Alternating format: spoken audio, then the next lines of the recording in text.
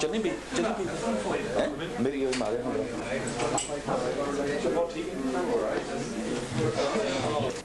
Sheikh Rashid, so he will introduce him. He's been a long associate of ours and works very closely with us. I just wanted to be clear about today's sequence, in case anyone didn't hear it last evening. The Sheikh will speak to you until, at the usual time, till 10:30, and then you have a half-hour break, after which Rabiata will ask...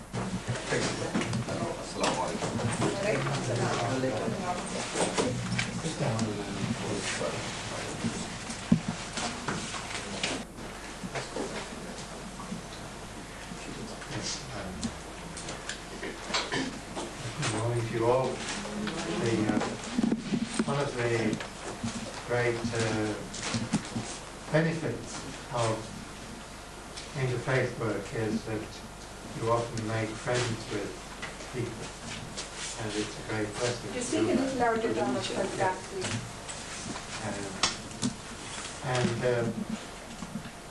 During this last 2 months, I had the great privilege of living with Sheikh MAhmood H Rashid in his home in Batroy, in Azad Kashmir.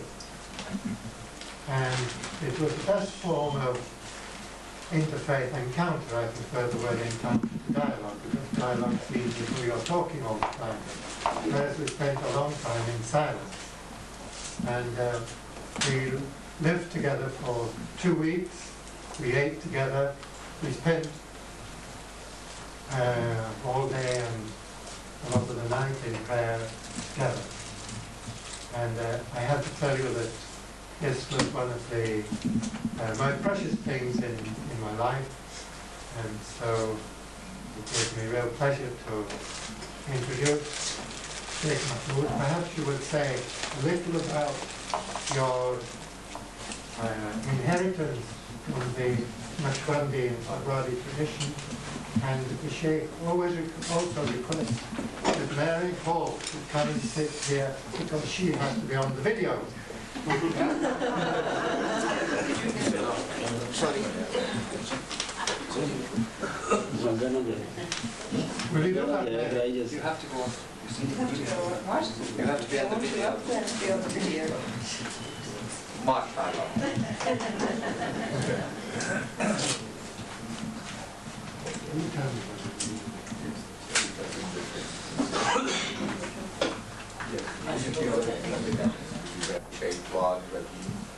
Bismillahirrahmanirrahim.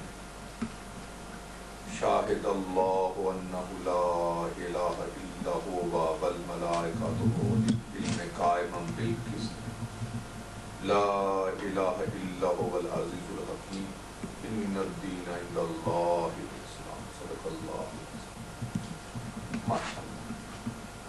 Dr. Mary Hall, Professor Dominic, brothers and sisters, Assalamu alaikum. I'm very pleased to be here this morning with you to know each other and to also make a small contribution from the Islamic side. I'm sure each one of you and every one of you, when you leave, you will have a different view and different understanding of others. The only way we can appreciate the creation of Almighty is through knowing what that creation is and what the other person holds. So this way it increases our knowledge and our understanding and our practice.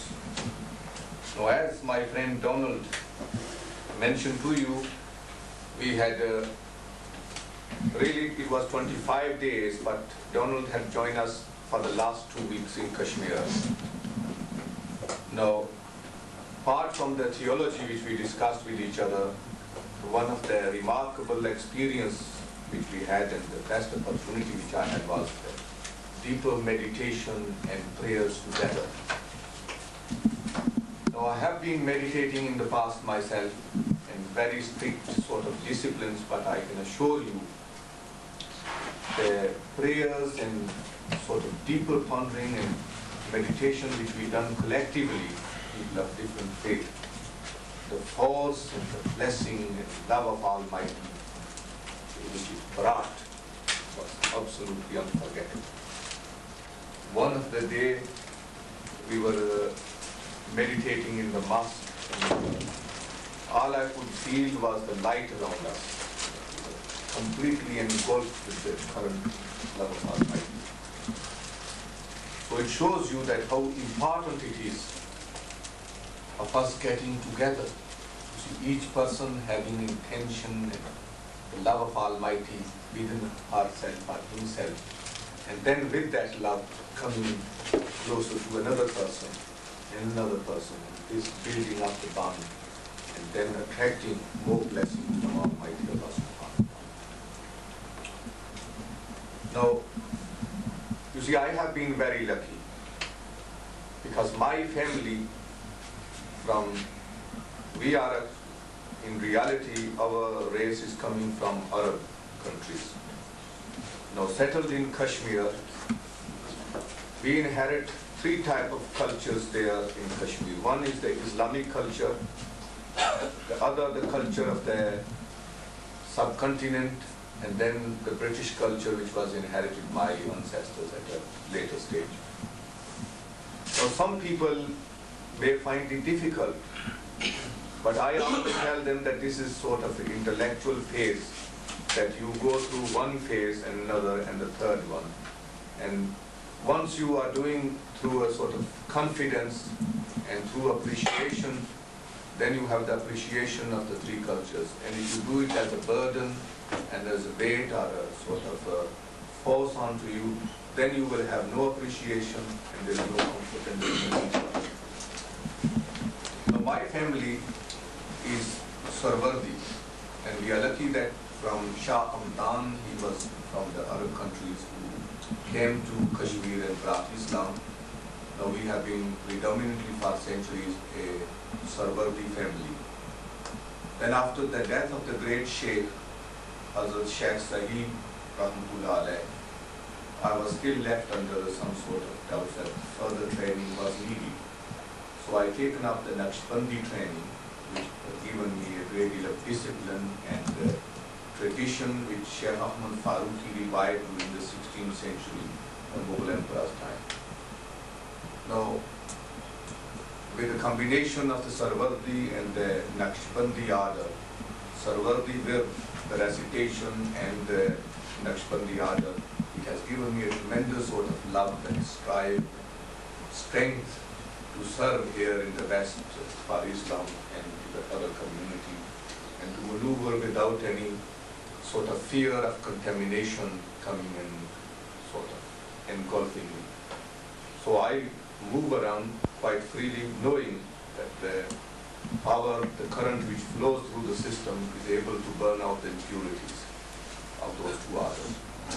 So now as I stand, by the grace of Almighty, I have full authority on the Sarwardi order because the subsequent authority is being passed on to me. So I was in that line, the last man to be bestowed upon the authority of the spiritual order. Also this Naqshbandi order. And with this training, I have had a theological training as well, and also my political sort of relationship with politicians as well is maybe a sort of good combination of all these things. So that's the background of the thing.